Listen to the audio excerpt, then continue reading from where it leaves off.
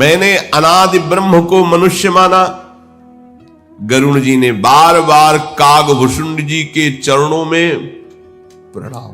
ये बात देखो, ये बात गरुण जी महाराज ऐसे भगवान के निजी वाहन, भगवान अपने रथ की ध्वजा पर अपने ऊपर विराजमान किए हुए हैं, जिनको गरुण ध्वजा है भगवान को कहा गया, जिनकी ध्वजा पे गरुण का वास है, और जो भगवान के निजी वाहन महाज्ञानी सबके बंदनी, वो आज कागभूषुंड जी के सामने बार बार प्रणाम कर रहे हैं। पुनि पुनि काग चरण सिरुनावा, जानी राम सम प्रेम बढ़ावा। बार बार कागभूषुंड जी के चरणों में प्रणाम करें और मेरे प्रभु ही आपके रूप में मेरे सब संशयों का नाश कर रहे हैं, ऐसा भाव रखकर भगवत प्रेम कर रहे हैं, मानो मेरे हरि ही कागभूषुंड जी के रूप में बोल रहे हैं।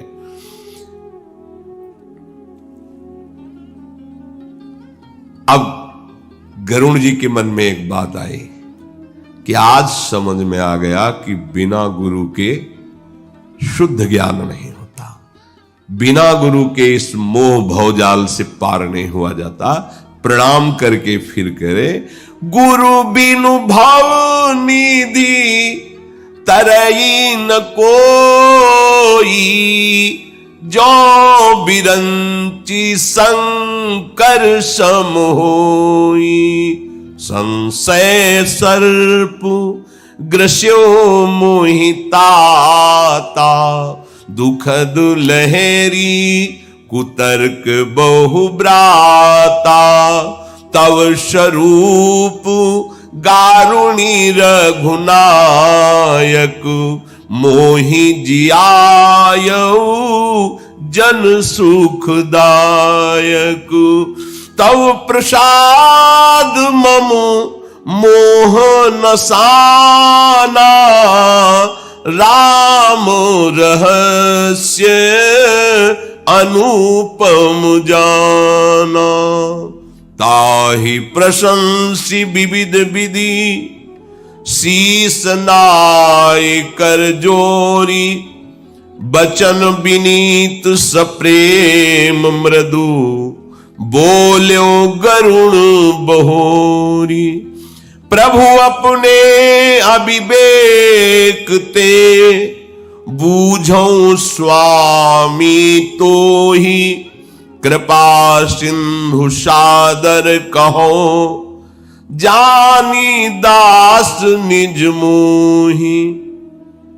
गुरु के बिना कोई भव सागर से नहीं तर सकता, चाहे वो ब्रह्मा जैसा चतुर हो और भगवान शंकर जैसा ज्ञानी क्यों न हो।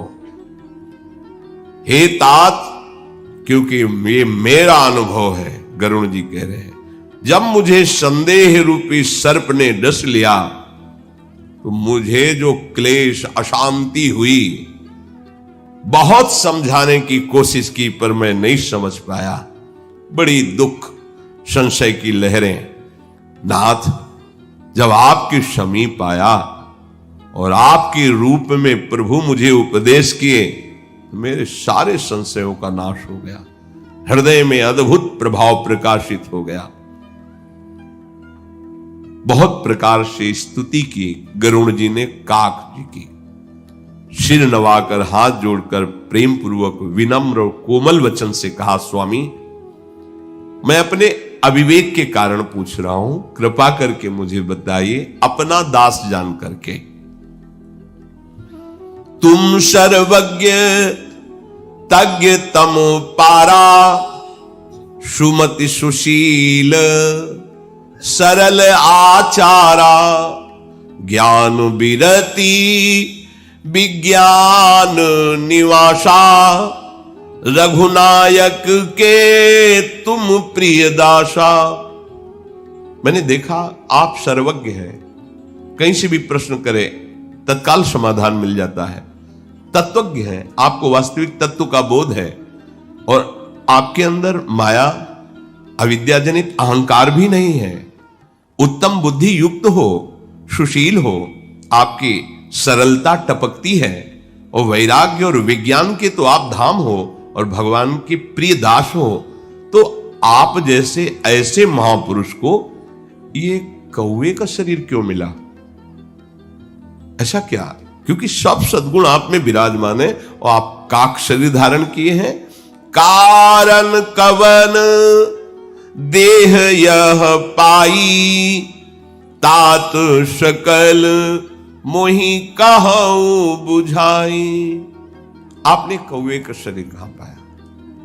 और प्रभु ये दुर्लभ भक्ति काक शरीर में कैसे जागृत हो गई? और आपने जो ज्ञान विज्ञान मुझे सुनाया, ये आपको कैसे प्राप्त हुआ? आप कृपा करके वर्णन कीजिए। तो काकभूषुंड जी हरिवाहन गरुण जी को अपने काक शरीर का रहस्य बताते हैं। प्रसंग चल रहा है, गरुण जी महाराज महामहिम श्री काकभूषुंड जी से कहते हैं, भगवान ऐसे तो संशय नहीं रह गया, पर स्वामी मैं एक बात आपसे पूछता हूं कि आप इतने बड़े ज्ञानी हैं, इतने महाभागवत हैं कि जिनके दर्शन मात्र से मेरा भ्रम नष्ट हो गया, गरुण महाज्ञानी गुणराज, फिर आपने कौवे का शरीर कैसे प्राप्त किया? क्योंकि इतने बड़े ज्ञानी महात्मा, इतने बड़े महाभागवत, बार बार गरुण जी प्रणाम कर रहे हैं काकभूषुंड जी को, आपको कौवे का शरीर कैसे प्राप्त हुआ? आप काक रूप में क्यों हैं? और स्वामी ये जो आपने भगवान का विशुद्ध महामहिम स्वरूप और चरित्र सुनाया, ये आपको कैसे ज्ञान प्राप्त हुआ? नाथ मैंने भगवान शंकर से सुना है कि महाप्रलय में भी तुम्हारा नाश नहीं होता, सब नष्ट हो जाते, लेकिन आप यथावत बने रहते हैं। और भगवान शिव के वचन कभी मिथ्या नहीं हो सकते। इसलिए मेरे मन में प्रश्न आ रहा है कि काक शरीर और इतना ज्ञान, इतनी महिमा भगवान की आप जानते हैं, और आपका ये काक शरीर महाप्रलय में भी नष्ट नहीं होता, ये भगवान शिव ने स्वयं कहा, उसमें तो मुझे कोई संशय नहीं। तो नाथ बात ये है कि अग जग जीव नाग नर देवा, नाथ सकल जगु काल कलेवा, अंड कटाह अमित लयकारी, काल सदा दुरति क्रम भारी, तुम्हि न व्यापत काल, अति कराल कारण कवन, मोहि सो कहूं कृपाल, ज्ञान प्रभाव की जोग बल। हे काकभूषुंड जी, कोई भी नाग मनुष्य देवता चर अचर जीव जब महाप्रलय होता है तो बचता नहीं, सब काल के गाल में चबाए जाते हैं, सब काल का कलेवा हो जाता है। असंख्य ब्रह्मांडों का नाश करने वाला बढ़ा हुआ काल किसी को नहीं बख्शता, पर महाराज भगवान शिव ने कहा कि आपके इस काक शरीर को वो नष्ट नहीं करता। तो ये प्रभाव आपके ज्ञान भक्ति का है या योग का है? ये क्या है कि आपके शरीर को भी काल छूता नहीं है? और प्रभु एक और आश्चर्य हुआ कि आपके दर्शन के पहले ही आपके आश्रम में प्रवेश होते जितने मेरे प्रश्न थे सबका समाधान हो गया, हृदय में अपार शीतलता हुई। ऐसा क्यों प्रभाव है आपके आश्रम का? प्रभु तो आश्रम आए, मोर मोह भ्रम भाग, कारण कवन सुनाथ सब, कहु सहित अनुराग।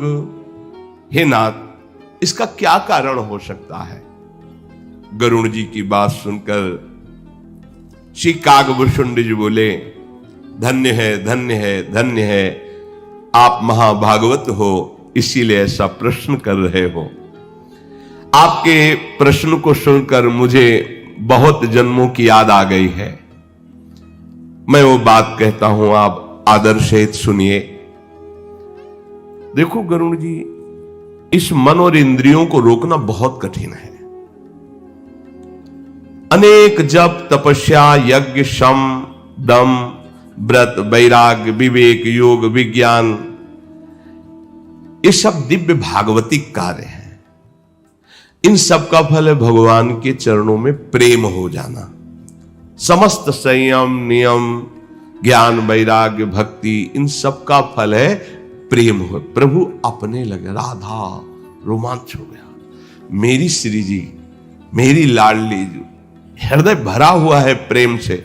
ये होना बहुत बड़ी बात है।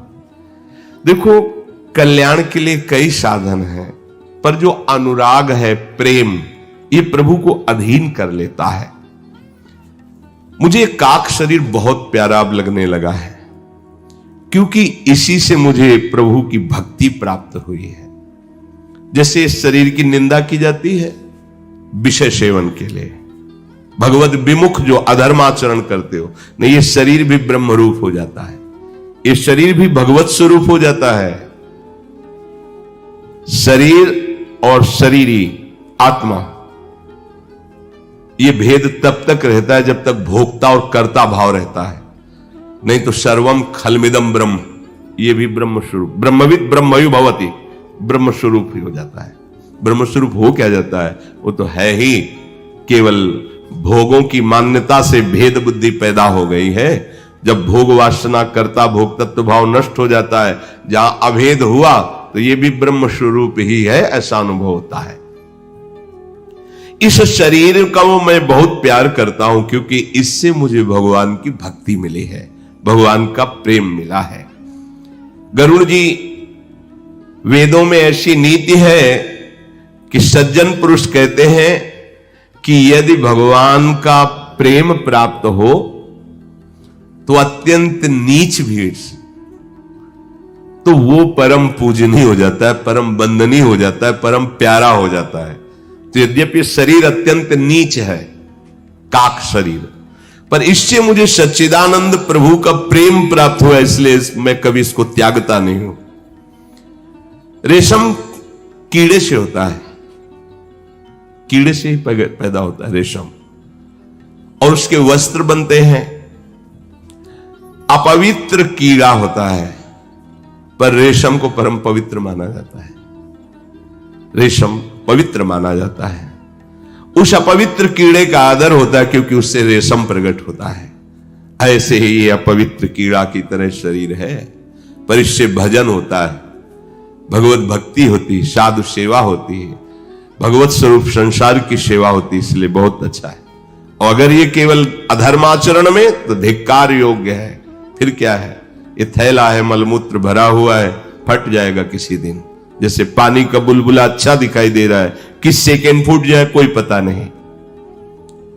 जीव का स्वार्थ क्या है? यही कि मन वचन कर्म से भगवान के चरणों में